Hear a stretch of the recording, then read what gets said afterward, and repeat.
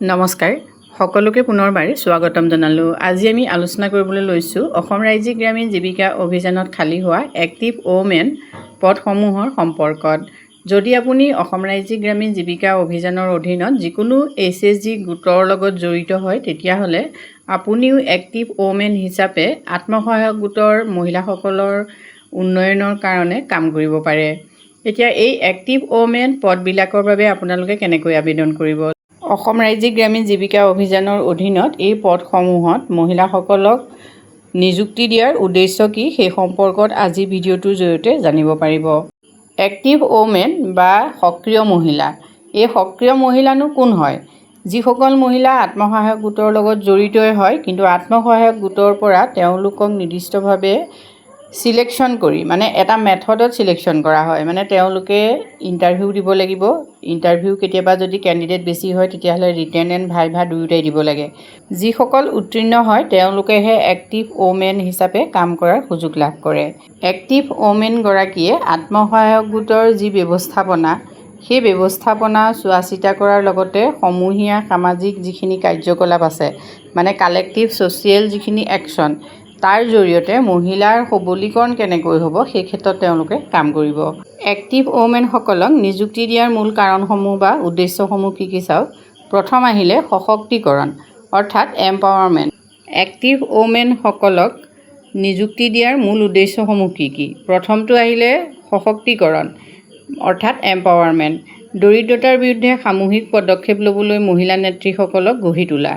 দ্বিতীয়তে আহিলে অভিমুখীকৰণ মানে অৰিয়েণ্টেশ্যন। সঠিক হিচাপ নিকাচ যিটো কয় বুক কিপিং, গোটৰ নীতি নিয়ম অৰ্থাৎ গ্ৰুপ নৰ্মছ আৰু প্ৰতিষ্ঠানগত নিয়ম সেইখিনি শিকোৱা। নেক্সট আহিলে যোগাযোগ মানে কমিউনিকেশ্যন। সদস্যসকলক এনে প্ৰশিক্ষণ দিয়া যাতে তেওঁলোকে গ্ৰাম্য পৰিয়ালসমূহক জীৱিকা সম্পৰ্কীয় সুবিধাসমূহৰ সৈতে ফলপ্ৰসূভাৱে সংযোগ স্থাপন কৰিব পাৰে। নেক্সট আহিল অসম ৰাজ্যিক গ্ৰামীণ জীৱিকা অভিযানৰ পৰ্টেলত উপলব্ধ প্ৰশিক্ষণৰ সময়সূচী আৰু অন্যান্য তথ্যসমূহ অন্তৰ্ভুক্ত কৰা। নেক্সট আহিলে কেপাচিটি বিল্ডিং এণ্ড ট্ৰেইনিঙৰ তথ্যৰ জৰিয়তে সাংগঠনিক সক্ষমতা বিকাশৰ কাঠামোসমূহ চোৱা চিতা কৰা। নেক্সট আহিল জেণ্ডাৰ অপাৰেশ্যনেল ষ্ট্ৰেটেজিৰ বিস্তৃত নথিপত্ৰ ৰখা বা সেই সম্পৰ্কত মহিলাসকলক সজাগ কৰা। এইখিনি হ'ল উদ্দেশ্য অৰ্থাৎ অসম ৰাজ্যিক গ্ৰামীণ জীৱিকা অভিযানে এক্টিভ ওমেন হিচাপে মহিলাসকলক নিযুক্তি দিয়াৰ মূল উদ্দেশ্য হৈছে এইখিনিয়েই। যদি আপুনি এগৰাকী এক্টিভ ওমেন হিচাপে নিযুক্তি লাভ কৰিব খোজে তেতিয়াহ'লে আপোনালোকৰ যোগ্যতা কেনেকুৱা হ'ব লাগিব? প্ৰথমতে আপুনি এগৰাকী আত্মসহায়ক গোটৰ মহিলা হ'ব লাগিব, লগতে আপুনি মেট্ৰিক উত্তীৰ্ণ হ'বই লাগিব। কিন্তু তাতকৈ যদি হায়াৰ ছেকেণ্ডেৰী বা ডিগ্ৰী হয় তেতিয়াহ'লে আপোনালোকে এই কামখিনি কৰাত আৰু সুবিধা লাভ কৰিব। ইয়াৰ উপৰিও বয়স যিহেতু 45 বছৰৰ ভিতৰত হ'ব লাগিব। গাঁৱৰ সামাজিক অৰ্থনৈতিক অৱস্থাৰ ওপৰত সম্যক জ্ঞান থাকিব লাগিব। অঞ্চলটোৰ দৰিদ্ৰ ব্যক্তিসকলৰ সম্পৰ্কে আপুনি ছাৰ্ভে কৰাৰ যি দক্ষতা সেই দক্ষতা থাকিব লাগিব। লগতে গাঁৱৰ সামাজিক সমস্যাসমূহ তাৰ উপৰিও দৰিদ্ৰতাৰ সমস্যা বা দৰিদ্ৰ হ্ৰাসত মহিলাৰ ভূমিকা কেনে হোৱা উচিত সেই সম্পৰ্কত সজাগতা সৃষ্টি কৰিব পৰাকৈ আপোনাৰ দক্ষতা থাকিব লাগিব।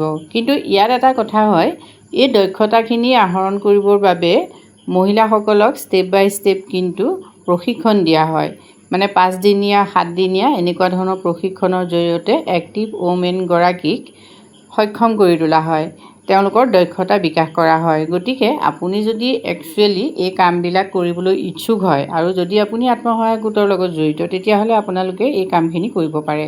বৰ্তমান অৱস্থাত অসমৰ বিভিন্ন ব্লকত এক্টিভ ওমেন হিচাপে বহুতো মহিলাক ইতিমধ্যে নিযুক্তি দিয়া হৈছে আৰু ইয়াৰ বাবে সিলেকশ্যনৰ প্ৰক্ৰিয়াও হৈ আছে। যদি আপুনি এতিয়াও এক্টিভ ওমেন হিচাপে নিযুক্তি লাভ কৰাৰ কথা ভাবিছে কিন্তু নিযুক্তি লাভ কৰা নাই তেতিয়াহ'লে আপোনালোকে আপোনালোকৰ VO বা CLFৰ লগত যোগাযোগ কৰিব পাৰে, যিহেতু বহুততে ইতিমধ্যে এক্টিভ ওমেনসকলক নিযুক্তি দিয়াৰ প্ৰক্ৰিয়া আৰম্ভ হৈছে। আৰু যদি আপোনালোক কোনোবাই এই কামটো কৰি আছে তেতিয়াহ'লে কমেণ্ট কৰি জনাব।